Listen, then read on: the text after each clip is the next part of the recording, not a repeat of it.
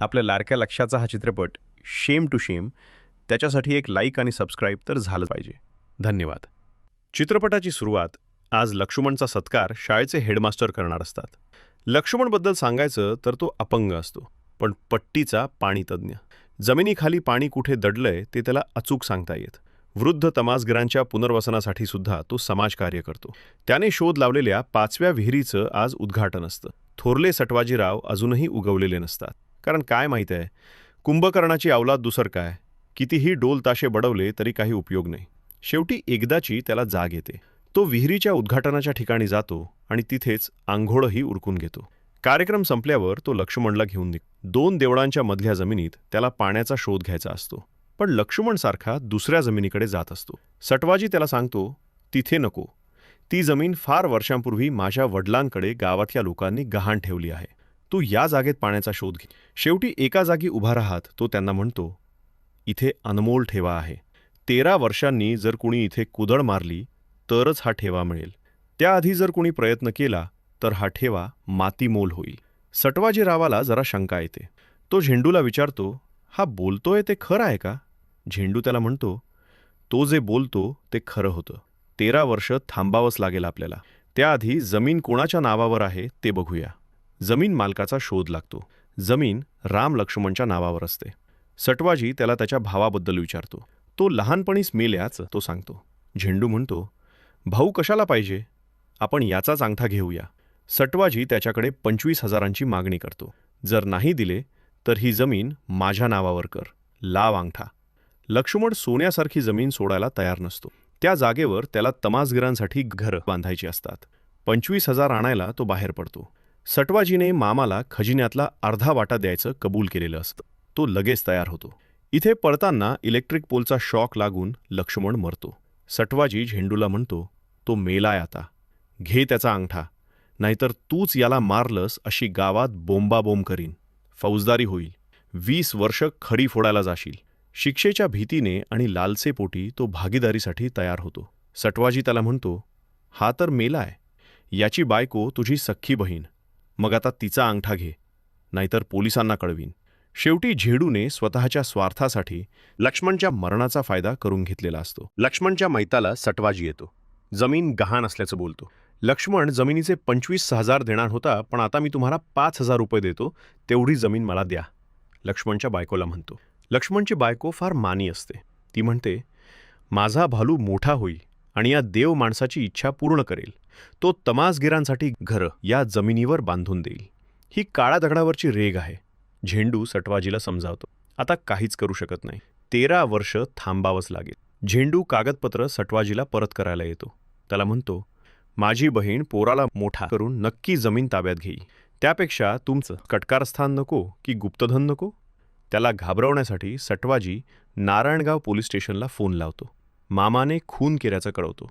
मामा त्याचं काम करायला तयार होतो. सटवाजी त्याला म्हणतो, भाल्या 21 वर्षाचा झाला की तू त्याचा अंगठा घे आणि तोपर्यंत तो शिकणार नाही याची काळजी घे. सटवाजीने मामाला गळाला लावण्यासाठी खोट्या फोनचं नाटक केलेलं असतं. भाल्याला ढोलकीचा भारी नाद. यावरून आई खूप बोलते, तू शिकला नाहीस तर आपलं कर्ज कसं फिटेल, जमीन आपली कशी होईल? पण यात भालूला काहीच रस नसतो. तो आईचा मार खावा लागू नये म्हणून दळणाच्या पिशव्या घेऊन बाहेर पळ काढतो. भाल्या आता मोठा झालेला असतो. मामाने त्याला शाळेत वशिल्याने नोकरी मिळवून दिलेली असते. तो त्याची कंप्लेंट करायला अक्कापाशी येतो. भालू आईला सांगतो, हा सारखा माझ्या मागे लागलेला असतो, अंगठा दे अंगठा दे म्हणून. मामा लगेचच म्हणतो, उद्या पगाराचा दिवस, मग अंगठा नको का लावायला म्हणून मागत होतो. मामा परत सटवाजीकडे येतो. त्याची जुळी मुलं त्याला अडवतात. तो सटवाजीकडे येऊन सांगतो, आज भालूचा पहिला पगार आहे.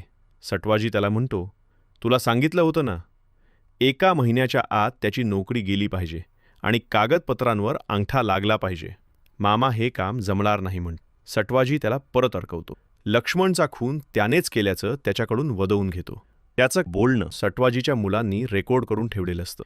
त्यावरून सटवाजी परत मामाला पोलिसांची धमकी देतो. भाल्याच्या एका अंगठ्यासाठी आता खेळी खेळावीच लागणार असते.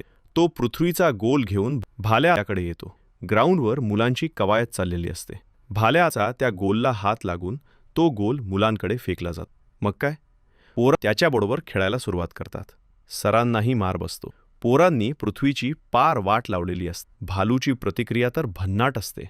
चला, सगळे देश एकत्र आले. भालूचा पगार झालेला असतो. शाळेचे हेडसर त्याला नवीन येणाऱ्या शिक्षिकेला एसटी स्टँडवरून त्यांच्या घरी घेऊन यायला सांगतात. सटवाजीची मुलं भालूचा पगार खाण्यासाठी त्याच्या अंगावर साप टाकायला पोरांना पकडतात. असल्या गोष्टी भाल्यानं लहानपणी खूप खेळलेल्या असतात. तो त्यांना आणखी एक साप दाखवून तिथून पळ काढतो. एसटीची वाट पाहत बसतो. एसटी येते. बाईंना घेऊन तो निघतो. बाई तमाशा या विषयावर PhD करत असतात. तिची घुंगरू लावलेली चावी भाल्याला मिळते. बाईंना घरी सोडून तो आईला पगार द्यायला येतो. त्याला पहिल्या पगारात सायकल घ्यायची असते. अर्ध्या पगारात नारायणगावावरून सायकल घेऊन येतो म्हणतो. आई त्याला उरलेला पगार सटवाजीला द्यायला सांगते. तो तिथे जायला तयार नसतो. तो आईला म्हणतो.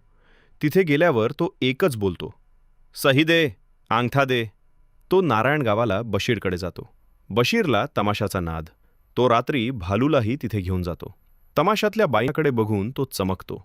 शाळेतल्या बाई त्याला स्टेजवर नाचताना दिसतात. तमाशा संपल्यावर त्याला बाईंना भेटायचं असतं. छगन त्याला आळेफाट्याला यायला सांगतो. त्याला बाईंबद्दल शंका आलेली असते. रात्री तमाशा आणि सकाळी शाळा.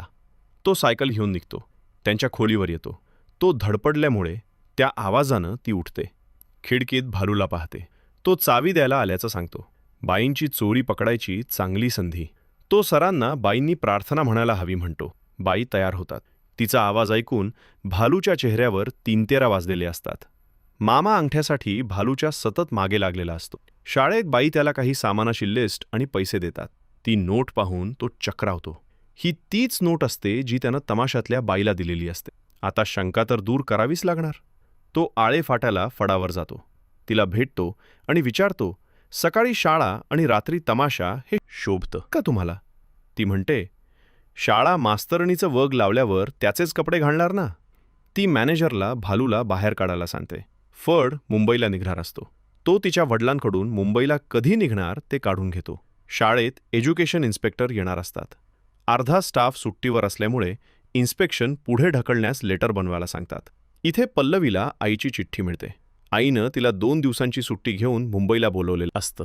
तिला शिक्षण खात्यातील मुलगा पाहायला येणार असतं. पल्लवी सुट्टीचा अर्ज घेऊन सरांकडे येते. सर रजा देतात. इन्स्पेक्शन पुढे ढकलण्यास पत्र घेऊन ताबडतोब मुंबईला निघायचं सर झेंडूला सांगतात. त्याला जायचं नसतं म्हणून तो भालूला पोटदुखीचं कारण सांगतो. पत्र त्याला देऊन मास्तरीणबाईंबरोबर जा म्हणतो. स्वतः सटवाजीला बातमी द्यायला निघतो. त्याला म्हणतो, भालूला मुंबईला पाठवलाय. तिथे ओळख असेल तर तिथे त्याला पकडा आणि त्याचा अंगठा घ्या. सटवाजीची कुठली ओळख मुंबईला? तो मामाला म्हणतो, एवढ्या मोठ्या मुंबईत जर तो हरवला तर मग आहेच तुझ्यापाठी जेल, पोलीस, खून. भालू पल्लवीबरोबर मुंबईला निघतो. इथे शेवंता फरासोबत मुंबईला निघते. रस्त्यातही तो तिच्याशी तमाशाबद्दल बोलत असतो. तिलाही तमाशाच्या गाडीतून प्रवास करायचा असतो. तेवढ्यात शेवंताची गाडी मागे येते. भालू ड्रायव्हरला विचारतो, तुमची बाई खाली आणि तुम्ही कुठे नेताय गाडी? शेवंता गाडी थांबली म्हणून खाली उतरते. झेंडू आणि सटवाजीची मुलं तिला अडवतात. भालूबद्दल विचारतात. तिला भालू कोण हेच माहीत नसतं. साडीचा कलर हिरव्याचा पिवळा झालेला पाहून फडातले सुद्धा विचारात पडतात. ती भालूसोबत गाडीत बसते. शेवंताला न घेताच गाडी निघून जाते. मामा तिला भालूबद्दल विचारतो. ती पळ काढते. सरांच्या दारात मदतीसाठी येते. तिघांकडे बोट दाखवून ते मागे लागल्याचं सरांना सांगते. सरसुद्धा शेवंताला पल्लवी समजतात. गाडी मुंबईला हनुमान थिएटरकडे येते. आता पल्लवीला घरी जायचं असतं. पण शेवंताचे वडील तिला पकडून तमाशात नाचायला सांगतात. शेवंता शाळेत आणि पल्लवी फडात पोचलेली असते. ती शाळेत क्लास घेते आणि पल्लवी बोर्डावर नाचते. भालूसुद्धा तिच्याबरोबर नाचतो. आणि गावात येते अनोळखी व्यक्ती. बशीर सकट गावातले त्याच्याशी भाल्या म्हणून बोलतात. पुढे सटवाजीची मुलंही त्याला आडवी येतात. तो दोघांनाही लोळवतो. घरी येतो. मामा त्याच्याबरोबर येत. आईला म्हणतो, आधी त्याला विचार, अख्खा पगार काय, कपड्यात उडवलाय काय? भालू समजून आई त्याला बडबडते. तिथे सटवाजी गिळाला बसलाय आणि तू हे काय करून आलायस? आई त्याला भालूचे कपडे घालायला देते. कपडे घालून तो बाहेर पडतो. परत सटवाजीची मुलं समोर. ते त्याला थोरल्या सटवाजीकडे नेतात. मामा अगोदरच बातमी द्यायला सटवाजीकडे पोचतो. भालू गावातच असल्याचं तो सांगतो. धाकटे सटवाजी त्याला इथेच आणतायत. त्याचा अंगठा घ्या आणि मला मोकळ करा, मामा म्हणतो. इथे पल्लवी पळून जायला लागते. पण छगन आडवा येतो. सटवाजी तो समोर आल्यावर त्याला पेपर्सवर अंगठा लावायला सांगतो. त्या बदल्यात देणगी देईन म्हणतो. तो पेपर्स हातात घेतो. वाचायला लागतो. सटवाजी त्याला इंग्रजीत आहेत म्हणतो. आता भालू बनून तो आपली खेळी खेळणार असतो. तो सटवाजीला म्हणतो, तुमची देणगी देण्याची आयडिया आवडली, पण मी आधी तुमच्याकडून इंग्रजी शिकणार आणि नंतर सही करणार. गुरुदक्षिणा म्हणून आधी अंगठाही कापून देणार. त्याने अंगठा कापू नये म्हणून यांची पळापळ चालू होते. तो मात्र तिथून सटकतो. परत सटवाजी मामाला पकडून धमकी देतो, भालूने जर अंगठा कापला तर मी तुझी मान कापीन. शेवटी पल्लवी त्यांना सांगते, मी तमाशात नाचणारी नाही. मी मंगला दादरकरची मुलगी आहे. मी शेवंता नाही. मला फक्त आई आहे, वडील नाहीत. मंगला दादरकर नाव ऐकल्यावर शेवंताचे वडील तिच्या आईला भेटायला तयार होतात. हेडमास्तर पल्लवी समजूनच शेवंताशी बोलतात. त्यांना तिच्या डोक्यावर परिणाम झाल्याच वाटतं. ते तिला मुंबईतल्या आईबद्दल विचारतात. ती आई नाही म्हणते. पल्लवी शेवंताच्या वडिलांना आईकडे घेऊन येते. ते तिचेच वडील असल्याचं आई तिला सांगते. आई मागचा इतिहास सांगताना म्हणते, बोर्डावर नाचण्यापेक्षा, दारुड्याबरोबर राहण्यापेक्षा एका मुलीचं तरी भलं होईल, या हेतूने ती एकीला घेऊन बाहेर पडली. दुसरी बापाकडे. मुंबईला येऊन तिच्या आईने स्वतः शिकून मुलीला सुद्धा ग्रॅज्युएट केलेलं असतं. वडील आईची माफी मागतात, पण आई त्याला निघून जायला सांगते. पल्लवीसाठी आलेल्या स्थळाचा फोटो ती तिला दाखवते. ती भालूला ओळखते, पण आई तिला त्यांची ओळख सांगते. Education inspector Shantanu Jawale. इथे गावात सटवाजीची पुलाच्या मागे लागतात. तो परत त्यांच्याशी 2 हात करतो. दोघेही पुलावर लटकतात. शंतनू त्यांच्या मालकीच्या जमिनीवर येतो. पावलांचं मोजमाप घेऊन खणायला लागतो. पोस्टात येऊन ऑफिसमध्ये फोन लावतो. एक जीप आणि 4 माणसं पाठवायला सांगतो. पण माणसांना पाठवणार तरी कुठे? त्यांना पत्ता माहीतच नसतो. ते मुंबईला शंतनूला शोधायला निघतात. त्यांना भालू दिसतो. तो पत्र द्यायला निघालेला असतो. साहेब समजून ते त्याला ऑफिसला भेटायला सांगतात. मुंबईत आल्यावर त्याला गावचीच शेम टू शेम माणसं दिसतात. शेवटी लेटर दाखवून तो त्यांना पत्ता विचारतो. ती माणसं त्याला विचारतात, स्वतःच्याच ऑफिसचा पत्ता विचारताय? भालू त्यांना तमाशा थिएटरला सोडायला सांगतो. तिथे पोचल्यावर बाईंबद्दल विचारतो. ती उंब्रजला गेल्याचं कळत. तो त्यांच्याबरोबर उंब्रजला जायला निघतो. सर शंतनूला शेवंताबद्दल सांगतात. तो तिच्या खोलीवर येतो. ती त्याला इथून बाहेर काढायला सांगते. तो तिला घेऊन निघतो. सर पल्लवीच्या आईला तार करतात. पल्लवी गावात आल्यावर तिला सर दिसतात. सरांना वाटत हिला सगळं आठवायला लागलं. ते तिला म्हणतात, मी किती वेळा तुम्हाला सांगितलं तरी तुमचं तेच, मी शेवंता आहे. आता शेवंताबद्दलचा घोर पल्लवीच्या लक्षात येतो. ती सरांना शेवंता तिची बहीण असल्याचं सांगते. ते सगळ्यांना घरी घेऊन येतात. पण शेवंता असते कुठे? शेवटी ते भालूच्या घरी येतात. खरा भालू डिपार्टमेंटच्या लोकांबरोबर गावात येतो. त्यांना शाळेत थांबायला सांगून तो घरी जायला निघतो. शंतनू शेवंताला पल्लवी समजत असतो.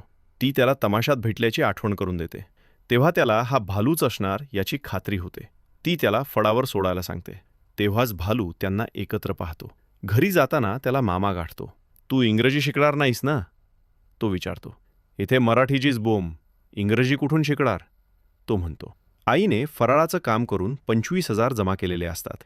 ती त्याला ते सटवाजीकडे द्यायला सांगते. पण तो तिला, मी आत्ताच मुंबईवरून आलोय म्हणतो. सकाळी चहा पिऊन गेलेला मुलगा काय डोकं फिरलाय की काय? ती म्हणते. कंटाळून तो फराळ आणि पैसे घेऊन निघतो. दुसऱ्या दरवाजाने शंतनू घरात येतो. आई भालू समजून त्यालाच बडबडते. तो तिला मी भालू नाही सांगत असतो, पण ती काही ऐकायला तयार नसते. आता सरही पल्लवीबरोबर येतात. शेवंता पुढे आल्यावर तिला पल्लवी दिसते. शेवटी आईला खात्री पटते की भालूच पैसे घेऊन सटवाजीकडे गेलाय. आता शंतनू बोलतो, तो मामा आणि सटवाजी त्याचा अंगठा आणि सही घेतल्याशिवाय राहणार नाहीत. इंग्लिशमधला मजकूर भालूला काहीच कळणार नाही. त्याला परत आणण्याची जबाबदारी शंतनू घेतो. सरांना शेवंता आणि पल्लवीच रहस्य कुणालाच कळणार नाही याची काळजी घ्यायला सांगतो. मामा भालूला सटवाजीच्या पूर्वजांच्या बंगल्यावर घेऊन येतो. त्याला अंगठा द्यायला सांगतो. आणि जर असं केलं नाही तर तुझ्यासोबत मी पण या खांबात गाडला जाईन म्हणतो. तेवढ्यात सटवाजी येतो. भालू पैसे देईन म्हणतो. सटवाजी त्याला 13 वर्षांची व्याजासकट 75,000ची अमाऊंट सांगतो. नाहीतर तुझा अंगठा दे म्हणतो. भालू याला नकार देतो. बाहेर जायचा प्रयत्न करतो, पण बाहेर पडणार तरी कसं? सटवाजी त्याला पकडतो. मारताना त्याच्याच अंगावर खांब पडतो. सटवाजी बेशुद्ध होतो. मामाचे हात पेपर सकट त्याच्या खाली अडकतात. शंतनू तिथे पोचतो. सरसुद्धा एज्युकेशन इन्स्पेक्टरचं कारण घेऊन तिथे पोचतात. बेशुद्ध सटवाजीला उठवायचा प्लॅन तमाशा मंडळींकडून केला जातो. शंतनूला खिडकीतून आत यायचा मार्ग सापडतो. सटवाजी उठतो. त्याच्या पुढे एक भालू आणि मागे मुलांनी पकडलेला एक भालू. यातला खरा कुठला? त्याला प्रश्न पडतो. सटवाजी शंतनूला पकडतो. त्याची मुलं भालूला पकडतात. सटवाजी पेपर्स मागतो. त्याला दोघांचेही अंगठे घ्यायचे असतात. पण पेपर्स त्याच्याच पाठीला चिकटलेले असतात. ते पेपर्स काढताना त्यांची अवस्था अशी होती. तो लगेच दुसरा खत बनवायला सांगतो. तेवढ्यात लक्ष्मण तिथे येतो. मामा चुकलो म्हणून त्यांची माफी मागतो. सटवाजीचं कारस्थान आहे म्हणतो. सटवाजी ॲक्सिडंट आहे म्हणतो. हा वेश पालटून आलेला असतो. लक्ष्मणचा कमिशनर भाऊ राम. तो भालूची ओळख शंतनूशी करून देतो. शंतनू हा रामचा मुलगा असतो. भालूनं त्याला इतक्या वर्षात कधीच पाहिलेलं नसतं. तो गाव सोडून पोलीस भरतीसाठी मुंबईला गेल्यात सांगतो. सटवाजीची बातमी त्याला शंतनूनेच दिलेली असते. सटवाजी तिथून पळ काढतो. गावकरी त्याच्या मागे लागलेले असतात. तो कुदळ घेऊन जमीन खणायला लागतो. त्याला गुप्तधन हवं असतं. शंतनूनं तिथे खणून त्याला काहीच मिळालेलं नसतं. पण सटवाजीकडची सगळी कागदपत्र तो गावकऱ्यांना परत करतो. सटवाजी परत पळ काढतो. तिघेही त्यांच्यावर हल्ला करतात. मग काय, दे दणादण. मुंबईवरून आलेला हवालदारसुद्धा शेम तो शेम. सटवाजी त्याला बघून आडवा. राम शेवंता आणि शंतनूचं जमवतो. भालूच पल्लवीबरोबर. पण एक शिपाई आणि शिक्षिका याचं जमणार तरी कसं? भालूला पीटी शिक्षकाची बढती मिळते. घराण्याची परंपरा दोघांनी चांगलीच मनावर घेतलेली असते. मुलं होतात, तीही अगदी शेम टू शेम.